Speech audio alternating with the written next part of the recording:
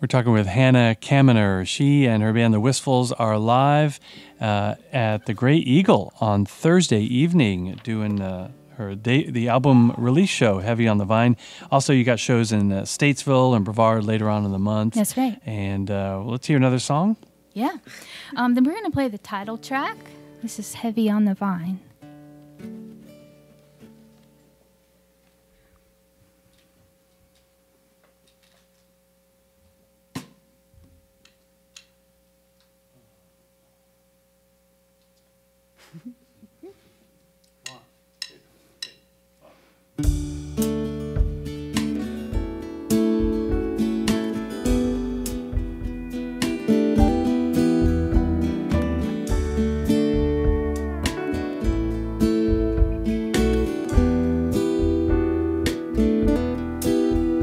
Purses in pockets don't hold enough, not for what I want to buy. Scraping up change from my checking account,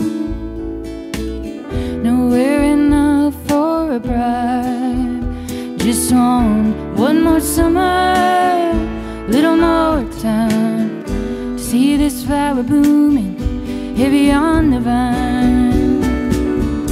Found the one thing I'd give up everything for. Now I'm bargaining, somebody listening. Ooh, ooh, ooh, ooh.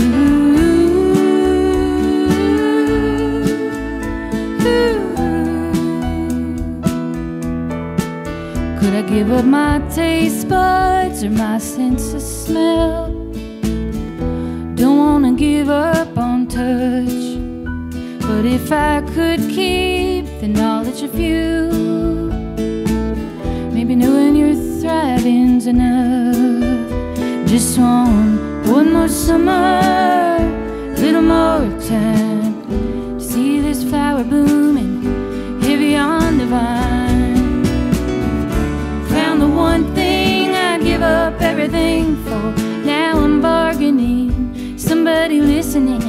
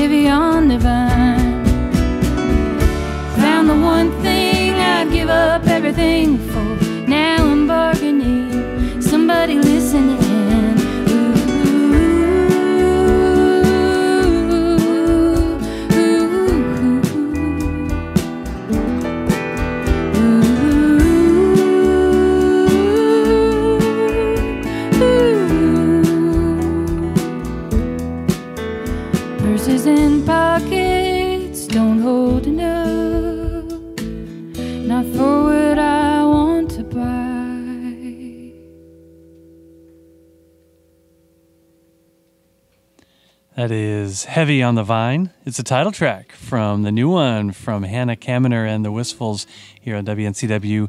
Heavy on the Vine, your third album. It is my as third we said. album. And what makes this album different from the previous two? Anything that kind of sets it apart? I would say this time I tried not to censor myself as much. I definitely have been brought up to be a good girl. And I just didn't want to, I wasn't interested in that as much anymore. And I wanted to see what happens when you don't censor yourself, which the ironic thing is then I wrote a bunch about God, which was not what I expected. You think you're going to write about, rock and roll or something, but, you end up writing about church and you're like, oh, I guess I needed to write about that. So, and I would say just the introduction of keys. We did have keys on previous albums, but this time, this band has really collaborated on all the arrangements and I decided to produce this one myself, and that was a little bit of a risk, but I never felt like I was alone. I had all these guys weighing in on different things, and they just, it's really takes a village to make a record, and my village is mostly right here. So that's cool. Yeah. You brought your village down from Asheville today, down the grade to Spindale. Yeah. Well, what was like the scariest thing about being a producer at the beginning for you that you were afraid of? I think I don't have that academic music background that a lot of people do, and you think, oh, maybe I need that, or maybe I need to be more legit in some way. There's a little bit of imposter syndrome probably, but I have worked with Julian from Echo Mountain, Julian Dreyer, on all my albums. And the very first one, he was the engineer. The second one, we produced it together.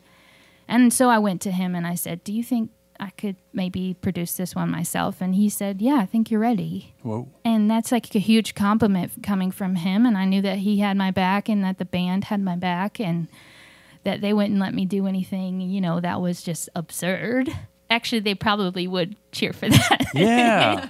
But I thought, I'm not a famous musician. I'm a North Carolina musician, and I want to make good art, and I want to make art that speaks to me. And so that was really the main consideration, was like, I want to produce this because I can. And I want to have my own voice come through, and but to me, that's always a community effort. Yeah. So that's a good outlook for it, for sure. Your first album was recorded when? It was back in 2014. Okay. And then my second album was recorded in 2017, got released in 2018. So this album has been one I'm working on since late 2019. So it's a long process. Yeah. Yeah. We had couple weird things happen in the world like around 2020, so. I don't know what you're talking about. Just kind of waylaid some of my plans, but whatever. Uh-huh. I wonder if that played a part in you just wanting to not censor yourself this time, like a feeling of desperation, maybe not desperation, but of just like back against the wall, like, look, if I'm going to do this kind of risky venture of a career, I'm going to just throw it all out there. Yeah, I think that it brings community. I brought my community together, and it also just made me think, wow, life is short. Let's just make the art that you want to make and put it out in the world, and the people who like it will find it, and you just go from there. I think that there's a huge power of community in making music spread, and just continuing to be patrons of the art that you like. That's how I get to make my music. So, yeah. I get the impression this new album, Heavy on the Vine, you're really going to be spreading it out a lot more. There's a little more of a concerted effort from what I've noticed from your last couple. I mean, I've seen you perform live solo a time or two in Asheville at some small, sweet venues. And now she's got this band, and it's her third album, and a single has been released, and now and I think I've just grown up a little bit as a musician and as a band leader, and want to do more, want to play more with a band. It's fun to play solo, but it's so much more fun to play with a band. So yeah, that's the goal for 2024. So if you're booking bands, give me a call. People can find you online, Hannah Kaminer. It's Kaminer. Thank you for spelling that. Of course. I appreciate it. I'm sure you get all the different pronunciations that are humanly possible. Yes. Yeah, we do. But it's Kaminer, people. It's Kaminer. Kaminer. Rhymes with examiner. Oh, very good. That's what I tell people. Okay. Very good.